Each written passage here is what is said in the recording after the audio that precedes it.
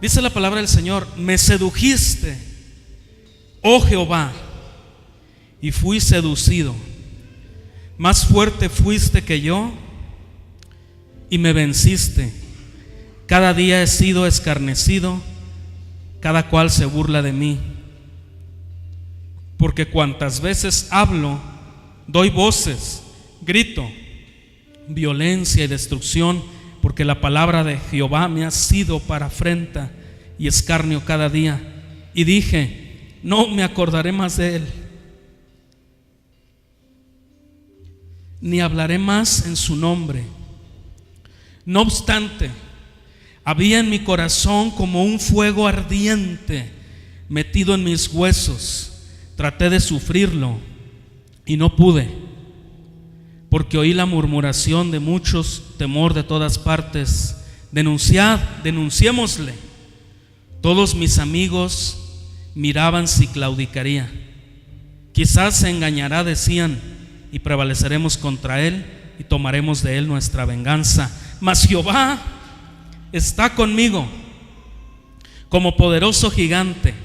Por tanto, los que me persiguen tropezarán y no prevalecerán. Serán avergonzados en gran manera, porque no prosperarán. Tendrán perpetua confusión que jamás será olvidada. Una experiencia de adoración. El profeta nos da aquí un poco de testimonio personal. Dentro de estos pocos versículos tenemos una tal variedad de experiencias que hacen que uno se haga consciente del que él fue, el profeta Jeremías, un hombre de sentimientos semejantes a los nuestros. Fue un hombre como usted y como yo, pero fue un hombre que tuvo una experiencia de adoración en este pasaje. Y hoy vamos a aprender lo que es adorar al Señor, o vamos a aprender más acerca de adoración. Y yo quiero invitarles a que centremos nuestra atención en Dios y en su palabra esta hora, y busquemos en nuestro corazón cómo es que debo amar y honrar a Dios. Yo estaba pensando en una definición para adoración y estaba en la semana orando y diciéndole: Señor, ¿cómo poder definir adoración? Teológicamente puedo hacerlo, pero estábamos buscando una forma de hacerlo práctico, una forma que podamos entenderlo de tal manera que se encarne en nosotros de una forma tan especial. Así que lo único que usted tiene que hacer es permanecer ahí en su lugar, y si quiere cerrar sus ojos, o si quiere mirar la letra de este canto ahí en el monitor. Pero este canto expresa lo que quiero explicarles por adoración. Vamos a poner atención.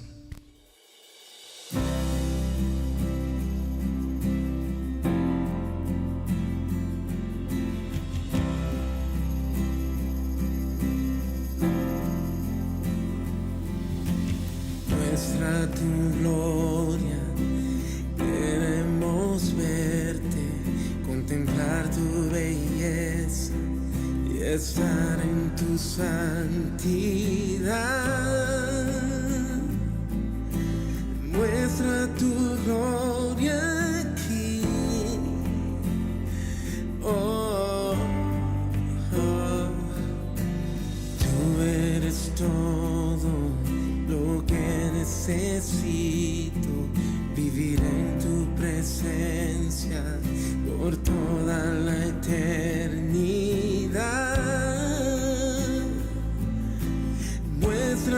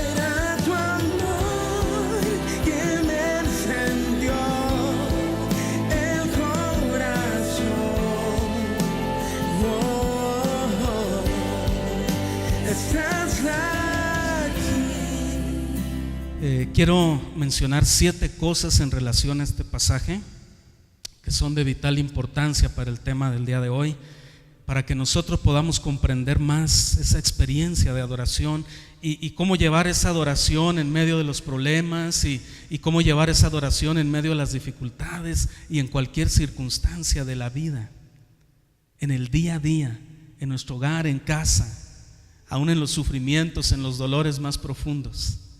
Dios debe ser honrado por nosotros. Hay algo importante, lo primero con lo que quiero comenzar. En esta experiencia de adoración, Jeremías, en primer lugar, fue seducido por el Señor. Y seducir es llamar nuestra atención con un atractivo inherente. Cuando hablamos de esa palabra en términos meramente humanos, significa que un hombre, por ejemplo, puede mirar a una mujer que a su vista o a sus ojos le parece bella o le parece hermosa, y entonces es atraído por esa belleza, es seducido por esa belleza. Pero ahora que estamos hablando de la bendita palabra de Dios, cuando el profeta dice que fue seducido por Dios, quiere decir que esa belleza o ese atractivo inherente que hay en Dios le atrajo, de tal manera que cayó rendido a los pies de Dios, cayó seducido por Dios, lleno de amor, lleno de gratitud, lleno de pasión por todo lo que Dios es y representa. Porque ya ahora que conocía a Dios, para él, para el profeta Jeremías, Dios significaba todo. Una vez que conocemos a Dios, ya no hay un significado fuera de él.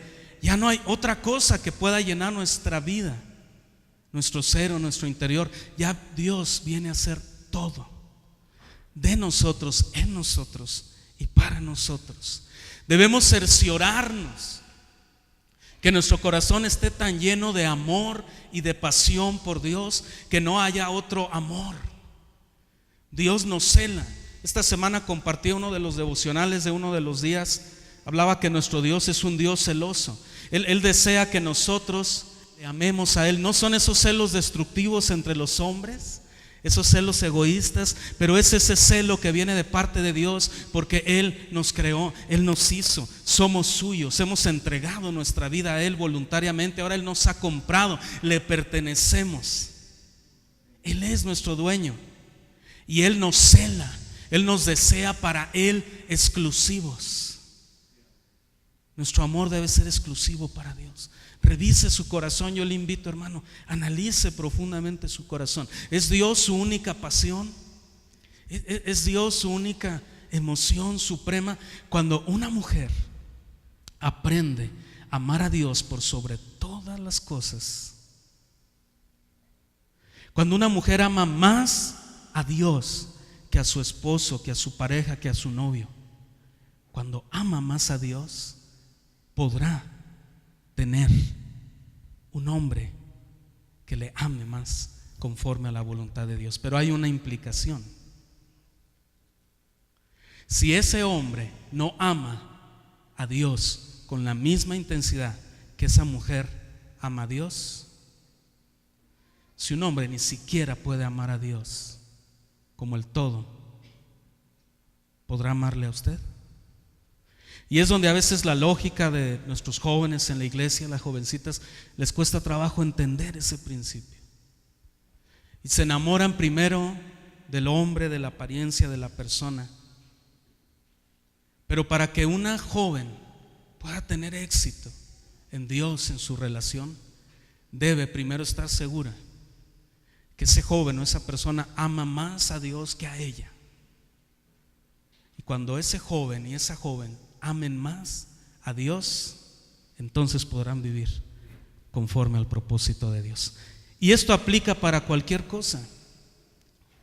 Si tú eres hijo y no entiendes por qué tus padres sientes como que no te aman, sientes como un rechazo de parte de ellos, debes preguntarte primero esto: ¿mis padres están amando a Dios por sobre cualquier cosa? Y esto aplica a lo que sea. ¿Por qué nuestros gobernantes no hacen lo que deben hacer? ¿Por qué no se viven condiciones más justas? En el mundo no debería de haber hambre. Alimento hay muchísimo, recursos hay. Hermano, nadie debería de tener necesidad, absolutamente nadie. Nadie, de verdad, si se distribuyera la riqueza equitativamente. Pero el problema radica en la falta de amor. Cuando el hombre, esta humanidad, camina sin amar a Dios, caminará mal y caminará rumbo a la perdición. Cada día más el cine, cada día más la televisión, los programas se están encargando de implantar en nosotros todas las cosas que son parte del tiempo final, toda la ideología de los últimos tiempos. Ayer vimos una película divertida, padre, está bien, pero algo llamó nuestra atención y lo estábamos platicando mi esposa y yo. Era un papá con sus niños y el niño más pequeño o niña, nos costó trabajo saber qué era, si era niño o niña, porque a veces salía como con falda, a veces salía como con pantalón. ¿Qué era? ¿Era un niño o era una niña? Se está sembrando la ideología de género sutilmente en el cine, en las cosas, para que amigablemente aceptemos todo esto. Tú decides. Es tan ilógico querer pisotear la biología y la naturaleza, para no hablar de Dios y su santa palabra, al mundo secular y al mundo científico, y decir que una persona puede nacer con un cuerpo biológico de hombre, pero decide ser mujer porque quiere. Es totalmente ilógico. Es ilógico. Nadie se tiene ni que molestar con esto. Es algo innegociable. Por sí solo la naturaleza, la fisiología del cuerpo, la biología nos enseña eso, la lógica. Pero toda esta maquinaria que está trabajando en estos últimos tiempos es la ausencia de Dios y la falta del amor de Dios. Y la iglesia es vista como una entidad moralista, como una entidad pasada de moda, como una entidad juiciosa. Por eso hablábamos estas 3 semanas pasadas, qué importante, hermanos, es que como iglesia entendamos cómo debemos trabajar ante la gente en un trabajo de amor y de aceptación por la persona, pero no por prácticas, que es donde confundimos a veces los términos. Hay prácticas que la Biblia reprueba, tenemos que enseñar a la gente en amor que esas prácticas están lejanas de los estatutos de Dios. Debe haber un cambio en nuestra vida. Porque le aseguro que si yo viviera e hiciera lo que yo hacía antes de conocer a Cristo, que era muy feo, y me parara aquí y ministrara la palabra de Dios y les enseñara eso, nadie de ustedes se sentiría a gusto, ¿verdad? Que lo supieran y yo les dijeran, ¿saben qué? Yo tengo 4 mujeres y yo me embriago cada fin de semana y yo consumo drogas y yo hago esto y aquello, pero vamos a la palabra de Dios, porque eso es la carne y esto es ahora el espíritu. Y ahora les voy a hablar a la parte del espíritu y la carne no importa. ¿Qué pensarían ustedes de un mensaje así? ¿Verdad? Es una hipocresía, es incongruente a lo que enseña la palabra de Dios. ¿Correcto? Cuando nosotros vamos a lo que enseña la palabra de Dios, entonces nuestro corazón es cautivado y es lleno de amor y de pasión por Dios. Y va a suceder lo que sucedió con Jeremías. Fue seducido por Dios, fue seducido por ese amor de Dios, fue apasionado su corazón de una forma tremenda y radical. Ahora, segundo, Jeremías fue escarnecido por hombres. Y esto parece un contraste, porque el corazón de Jeremías ya había sido apasionado por Dios, ya había sido seducido por Dios.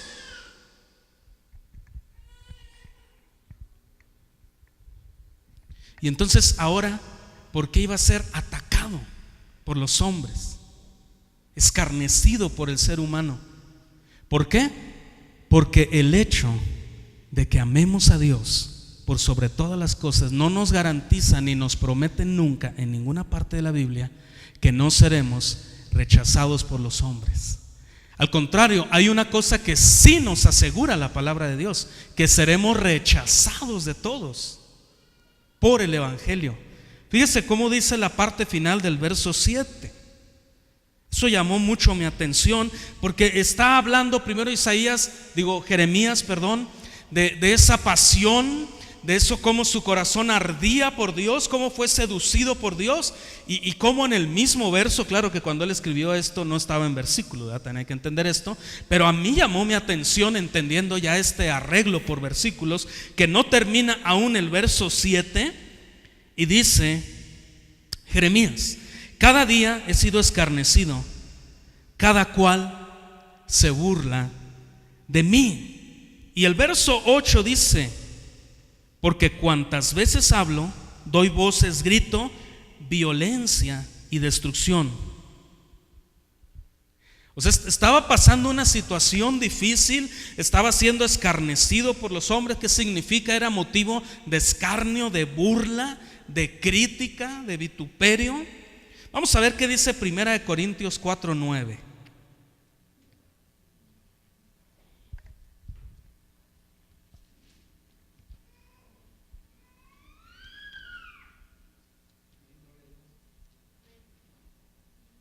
Primera de Corintios capítulo 4, verso 9.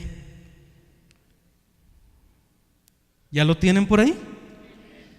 Primera de Corintios 4, 9 dice la palabra del Señor: porque según pienso, Dios nos ha exhibido a nosotros los apóstoles como postreros, como a sentenciados a muerte, pues hemos llegado a ser espectáculo al mundo, a los ángeles y a los hombres. Hemos venido o hemos llegado a ser un espectáculo a los hombres, un motivo de burla, un motivo de rechazo por nuestra fe, por nuestra manera de amar a Dios. Porque para mucha gente no hay nada más tonto que creer en Dios. No hay nada más tonto que amar a un Dios que no se puede ver. Y es que Dios es tan grande que no podemos verlo físicamente, porque Dios es espíritu. Pero Dios es real. Amén. Y podemos sentir y experimentar su presencia. Y podemos saber en nosotros mismos, si nuestra conciencia nos dicta, que Dios es real y que Dios existe. Y cuando vemos la naturaleza y vemos la grandeza del mar y vemos el color de las flores, entendemos que Dios es real, que Dios existe. Amén. Entonces eso es una realidad para nuestra vida. Pero nuestra realidad no va a ser la realidad de la mayoría de las personas. Para muchos nuestra fe va a ser un motivo de burla. No sé si se han burlado de alguien de ustedes alguna vez por decir que es cristiano. Yo recuerdo en la escuela cómo me gustaba decir que era cristiano, pero se sentía feo porque siempre se reían de mí. Y es que hace tantísimos años de eso, ¿no? Imagínense, hace 25, 26 años. Y yo decía: yo soy cristiano. Y todos los compañeritos de los protestantes, aleluyas, de esa religión de los gringos. Yo no creo en una religión de gringos. Aparte se les dice norteamericanos. No hay que ser feos para que no sean feos con nosotros. No es una religión gabacha. Es una fe real, verdadera. Es una relación personal con Dios. Yo he conocido al Dios vivo y mi vida tiene un antes y un después. Y ahora no me importa que se burlen de mí, que me rechacen por esa fe, que me tengan por escarnio, porque yo he creído al Dios poderoso, al Dios invisible, al creador de todas las cosas, al único y sabio Dios, al todopoderoso, a quien sea la honra, la gloria y la alabanza por los siglos de los siglos. Amén. Así que vamos al tercer punto. Jeremías se indignó ante este trato. ¿Cómo tomó Jeremías el hecho de que fue escarnecido, de que era motivo de burla para muchos? Se indignó. No lo tomó muy bien, no le gustó del todo, porque él estaba ministrando en una nación donde se suponía, a diferencia de nosotros, que estamos en un país por mucho minoritariamente evangélico o cristiano evangélico. Jeremías estaba en un país, en una nación donde se suponía que todos tenían una relación con el Dios verdadero, donde se suponía que para todos era común hablar de Dios y del pacto de Dios en medio de ellos. Y se presenta Jeremías y trae la palabra de Dios y es escarnecido porque no sonaba agradable el mensaje de Jeremías a una nación que estaba viviendo livianamente, que tenía altares a dioses ajenos, que estaba viviendo de una forma deplorable. Y viene el mensaje de Jeremías y llama su atención y les dice: si no se arrepienten, vendrá Nabucodonosor y va a conquistar toda esta nación y va a llevar como esclavos a Babilonia. Así que a la nación no le gustaba ese mensaje y para ellos era más fácil burlarse de Jeremías, hacer escarnio de él. ¿Por qué? Porque hay mensaje que no es atractivo a nuestros oídos. Usted revise sus oídos, si hay mensaje que no le gusta, si no se escucha bien a su oído, es porque Dios está tratando algo en su vida. Agudice el oído, ponga atención. El verso 8 nuevamente: porque cuantas veces hablo, doy voces, grito, violencia y destrucción, porque la palabra de Jehová me ha sido para afrenta y escarnio cada día. La palabra de Dios, dar el mensaje fiel que Dios le había dado al profeta, venía a ser ya un motivo de escarnio, de rechazo, por ser impopular, por no hablar cosas atractivas al oído de la nación.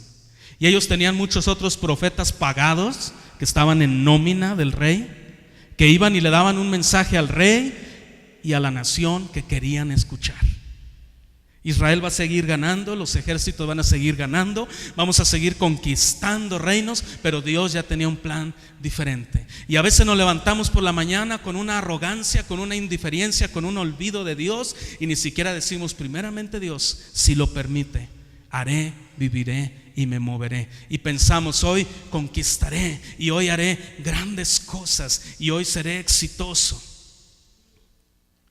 Y fíjese que la palabra de Dios habla de un hombre que estaba pensando hacer graneros nuevos porque tenía tantas posesiones que ya no cabía tanto grano en los graneros que tenía. Y se fue a la cama con esta idea: oh, yo creo que mañana me voy a levantar construyendo más graneros porque es mucho lo que yo tengo.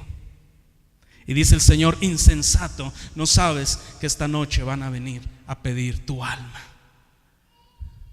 ¿De qué le sirve al hombre ganar al mundo si perdiere a Dios? Lo más importante que tienes en tu vida es tu relación con Dios. ¿Sí? Y aquí está Jeremías, un hombre que se indignó ante ese maltrato, se molestó, se enojó, dijo: ¿por qué? ¿Por qué me trata así la nación? Era un humano como nosotros, experimentaba cosas, no asimiló bien el rechazo. Esto tiene que ver con el temperamento y el carácter que tenemos cada uno de nosotros. Hay personas que por su tipo de temperamento, cuando alguien los rechaza, ni lo notan. Hay gente que no nota. Es de esas personas que usted les da indirectas y luego les da directas y luego les dice las cosas así y no. Todos se sacuden, nada les importa. Nunca se sienten mal, pero Jeremías no era así. Jeremías tenía un temperamento que sí le importaba la opinión de la gente. Y él se sentía mal: ¿por qué me rechazan? Yo solo estoy dando la palabra de Dios, no es mía, no soy yo. Y él indignó esto y se sintió mal con su nación. Pero le quiero hablar de alguien que lo tomó diferente. Vamos a hablar de Moisés en Hebreos 11:26. ¿Cómo? ¿En Hebreos se habla de Moisés? Sí. Hebreos 11. Moisés era totalmente diferente, tenía un temperamento diferente. Era más introvertido, era diferente, pero asimilaba las cosas, la información de forma diferente. Hebreos 11:26. Vamos a leer desde el 24, Hebreos 11, 24, 25 y 26. Dice la palabra del Señor: por la fe Moisés, hecho ya grande, rehusó llamarse hijo de la hija de Faraón, escogiendo antes ser maltratado con el pueblo de Dios que gozar de los deleites temporales del pecado, teniendo como mayor riquezas el vituperio de Cristo que los tesoros de los egipcios, porque tenía puesta la mirada en el galardón. Jeremías en algún momento se sintió mal. ¿Por qué me rechazan? Yo quiero ser parte de la simpatía del pueblo. Y Moisés dijo: prefiero ser rechazado por toda una nación, por todo un imperio, porque era Egipto, imagínense nada más, la potencia mundial de aquella época, y él era como heredero y se crió en el palacio, y prefirió dejar todo eso, todo ese renombre, dice, por adquirir los vituperios de Cristo. El rechazo, la impopularidad de amar a Dios por sobre todas las cosas. Amén. Oh, qué ejemplo. Cuarto, Jeremías se sentía desalentado ante los resultados. Oh, el corazón de Jeremías está ahora desalentado por ver los resultados de su trabajo y de su fidelidad a su ministerio, dar la palabra de Dios. El verso 9 dice: y dije, no me acordaré más de él. ¿De quién está hablando? De Dios, del que lo había seducido en el verso 7. Está hablando de Dios y está diciendo, yo no sé si alguna vez usted en su vida ha dicho: no me voy a volver a acordar nunca más de Dios, no me voy a volver a acordar de Dios. Yo a veces he dicho cosas que después me da vergüenza conmigo mismo. ¿Cómo es que las dije? Me da pena. Digo, ¿cómo pude decir eso?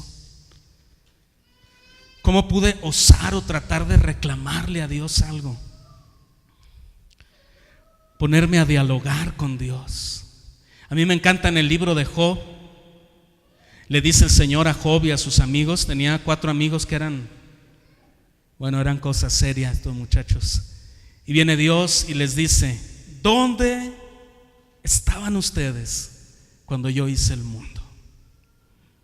¿Dónde estaban ustedes cuando pesé el agua con mi palmo? Cuando puse en la tierra todo el contenido de tierra con 3 dedos, dice Dios. ¿Dónde estaban cuando puse color al pavo real? ¿Dónde estaban? ¿Podrá alguien argumentarle a Dios? Nadie. Pero aquí está Jeremías, estaba desalentado, no veía muchos resultados. ¿Se ha sentido alguna vez usted desalentado en su vida? ¿Se ha sentido triste? Sí, como 3, 4 personas. Qué bueno, aquí somos una iglesia de gente alegre. Gracias a Dios por eso. El verso 9 dice: y dije, no me acordaré más de él, ni hablaré más en su nombre. Fíjese qué tremendo.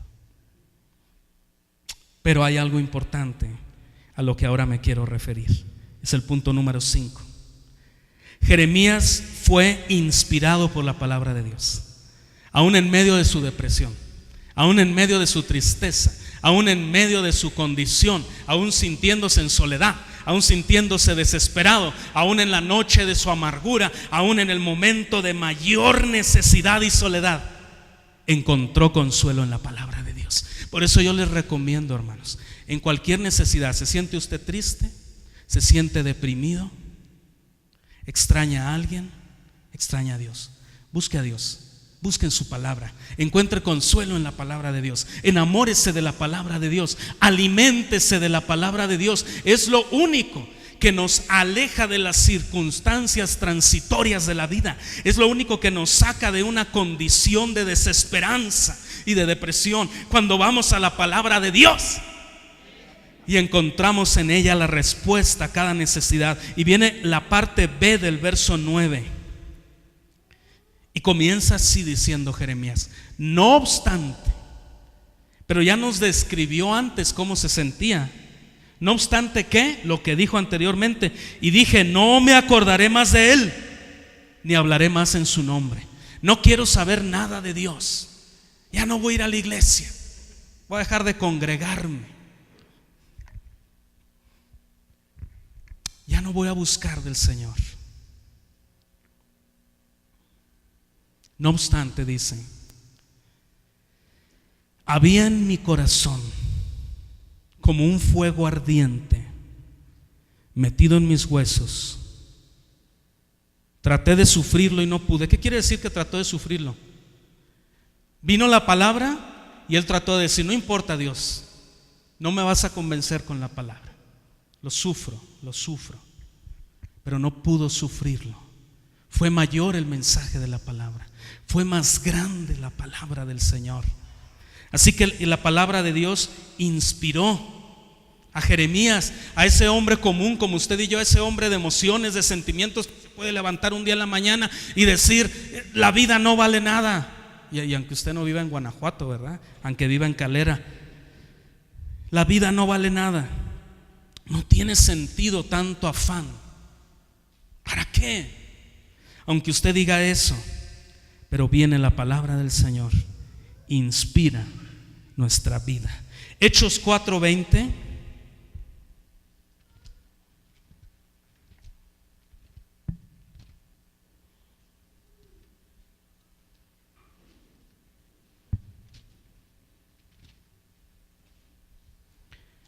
Hechos capítulo 4, verso 20.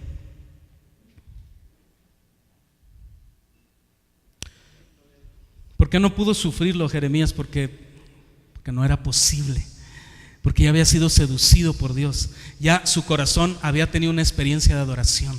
Ya su corazón estaba lleno de amor por Dios. Ya Dios era su amor. Él amaba a Dios, estaba apasionado por Dios. Y cuando vino nuevamente la palabra de Dios, su corazón nuevamente ardía de pasión, como dice Hechos 4:20. Porque no podemos dejar de decir lo que hemos visto y oído. Y aunque nos sintamos como nos sintamos, aunque a veces digamos: Señor, hoy sí no. A veces aquellos que ya tienen liderazgo, sucede algo también en sus vidas. Y quiero traer una palabra de Dios, de consuelo a sus vidas. Muchas veces ustedes se han sentido, cuando vienen al servicio, que quisieran pasar invisibles. Vienen porque tienen necesidad de Dios, pero quisieran pasar invisibles. Vienen orando todo el camino: Señor, que el pastor no me vaya a poner a orar, porque siempre nomás yo le gusto para orar, que no me vaya a poner a hacer esto, aquello. Y están. Y yo a veces lo he hecho. Cuando se pasa por un trance tan triste como cuando fallece alguien en Cristo, y vamos al servicio que se está haciendo a una iglesia hermana, a otro lugar, y estamos allá acompañando a los familiares. Y yo le he dicho a mi esposa: he ido a veces, me siento triste. No soy necesariamente el pastor de la persona que falleció, pero soy amigo, los conozco, y me siento triste. Y en mi corazón pienso: yo no quiero decir nada. Yo no tengo nada que decir, nada. Y entonces me siento en mi lugar y comienzo a ver al pastor de esa iglesia que comienza a verme, y yo empiezo a ponerme nervioso. Digo: ya me está viendo mucho. Y pongo la Biblia así. Que pase el hermano Lalo a dar unas palabras. Ay, Señor bendito. Sí, me estaba escondiendo. ¿Por qué? Por la condición, la situación que a veces tenemos. Si usted piensa que el pastor siempre quiere ministrar, que el pastor siempre quiere pasar al frente, que el pastor siempre tiene algo que decir, muchas veces no tengo nada que decir, y lo único que me sostiene es la palabra de Dios. Solo la palabra de Dios nos sostiene. Solo la palabra de Dios nos hace fuertes. Solo la palabra de Dios nos edifica. Y después de no haber querido paso ese lugar, y estando ahí, el Señor fluye con su palabra y viene la bendición de Dios. Dios siempre va a usar nuestras vidas, va a llenar nuestras vidas, aún en nuestra rebeldía y en nuestro desasosiego, si finalmente obedecemos y nos rendimos a Dios. Él va a obrar en nuestra vida. Si usted se siente desalentado, si usted tenía un ministerio en la iglesia, si usted estaba sirviendo y tiene tiempo que no lo hace, y en este orden, deje de echarme la culpa a mí, porque sí, la verdad, a veces me echan la culpa a mí. Deje de echarme la culpa a mí, yo no le echo nada. Sea sincero. Y 2, ejerza su ministerio, porque el que le llamó fue Dios. Amén. Hagamos eso. Entonces, 1 Corintios 9:16.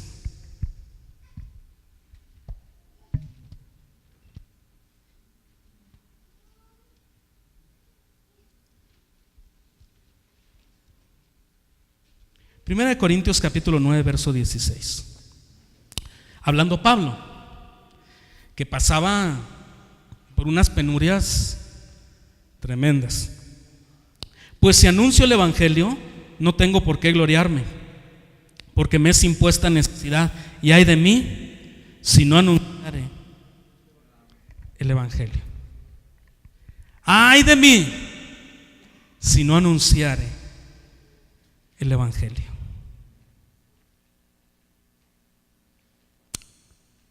Sexto, estamos por terminar. Ahora Jeremías fue mal comprendido, ya no solo por una nación, ya no solo por un pueblo, ya no solo por el rey. Sorpresa, por sus amigos.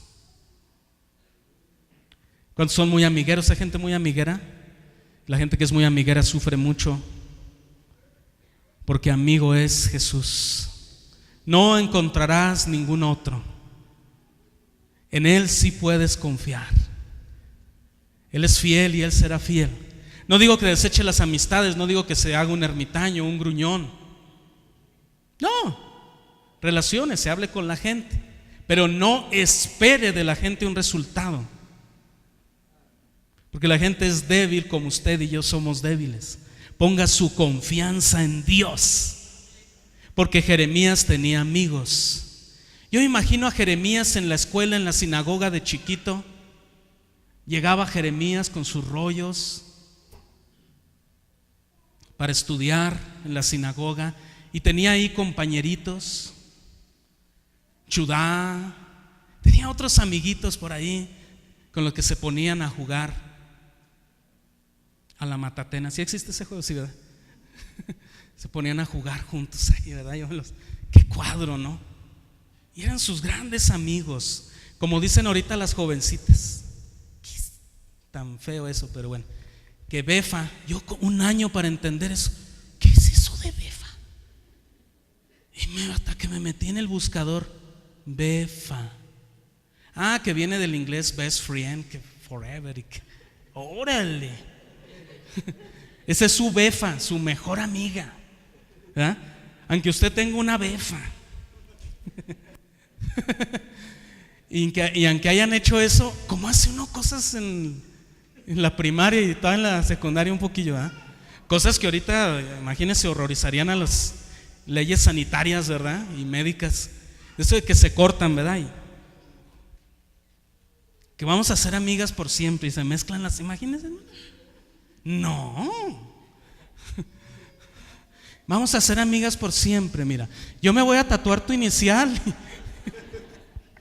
Ay, Dios.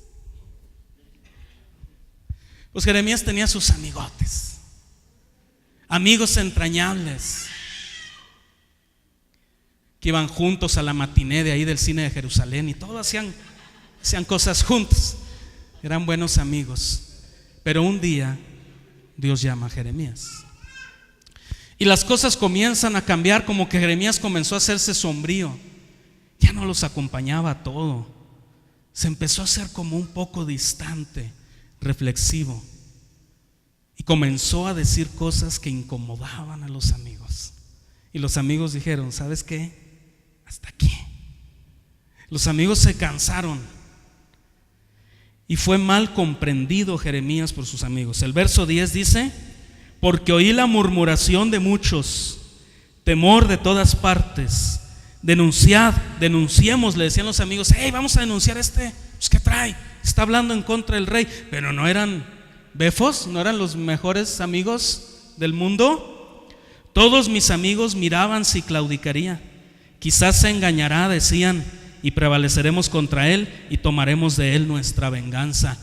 Oh, con esos amigos, ¿para qué quería Jeremías enemigos? Pero tenía los dos, malos amigos y enemigos, como quiera que sea. ¿Por qué? Porque el hombre falla. Y vino eso.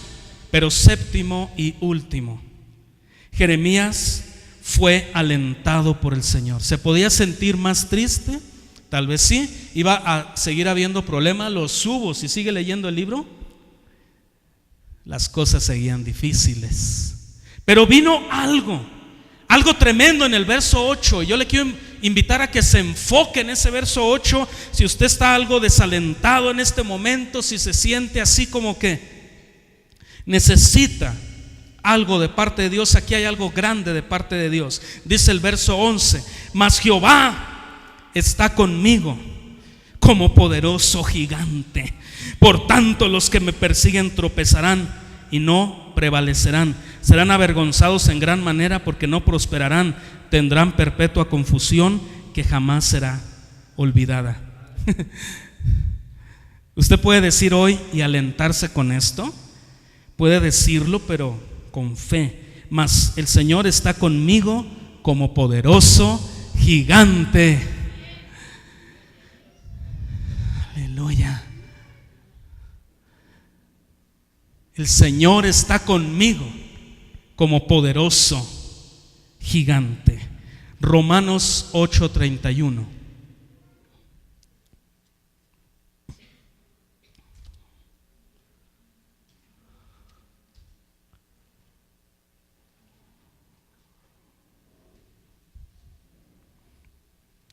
Romanos capítulo 8, verso 31.